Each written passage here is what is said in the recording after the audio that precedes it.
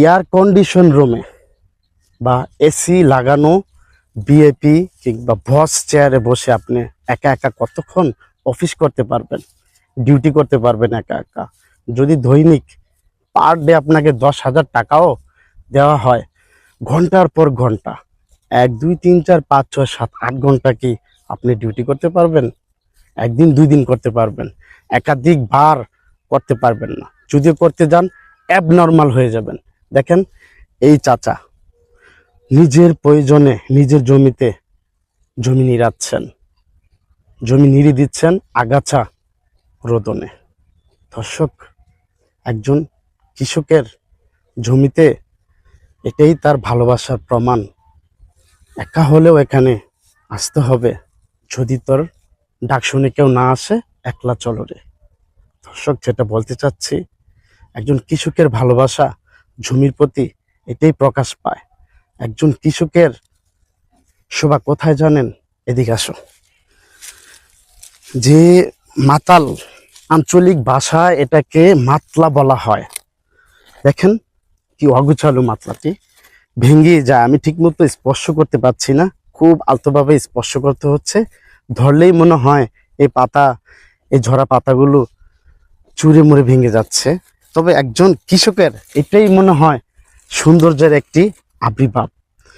কাকা, একটু এদিকে আসবেন, একটু দাঁড়ান। কেমন আছেন আপনি বলেন? ভালো আছি। এই জমিতে এত বড় চোখ, এই চোখে যেদিকে চোখ ঘুরায় কাউকে দেখা যাচ্ছে না। আপনি একা, আপনার সাথে কেউ নেই কেন? আমি একা একা নিরাই। একা একাই নিরান। এই জমি আপনার? কি চাষ করেছেন? দুনিয়া। ধনিয়া। ধনিয়া ক্ষেত কি নিরাচ্ছেন, যেটা বলে আঞ্চলিক ভাষায়? আচ্ছা, এটা কি বলে? এটাকে মাতাল, আঞ্চলিক ভাষায় মাতলাও বলে না? এটা চিনবেন সবাই যারা গ্রামে ছোট থেকে বড় হয়েছেন। একটু মাথায় দেন। আপনার হাতে কি? হাতে কাছি। কাছি। এটাকে বাক্কাছি বলা হয়। বাক্কাছি বকের মতো। নলবক সবাই চিনেন, অনেকে চিনেন না। নলবক কাকে বলা হয়? যে বকের গলা অনেক বড় লম্বা। ওই নলবকের সাথেই তুলনা করে এটা নাম রাখা হয়েছে বাক্কাছি, মানে বককাছি। একজন কৃষকের অস্ত্র এটা বলা যায়। আপনি যুদ্ধের ময়দানে যখন যাবেন, অস্ত্র ছাড়া আপনাকে অগুছালো মনে হবে, অর্থাৎ আপনি পরাজয় লাভ করে আসতে হবে, জয় নয়। কৃষকের হাতে যখন এই অস্ত্রগুলো না থাকবে, একজন কৃষককে শোভা পায় না, তার সৌন্দর্য ফুটে ওঠে না।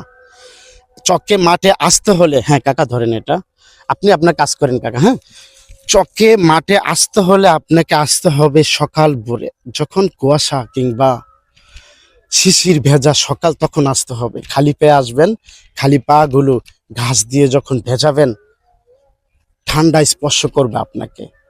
চকে মাঠে আসতে হলে খালি পায়ে আসলেই আপনি বুঝতে পারবেন গ্রামের চক, গ্রামের মাঠ, গ্রামের কৃষক, গ্রামের জমি জামা, ধান গম ভুট্টা এগুলো নিতে কত ভালো না লাগে।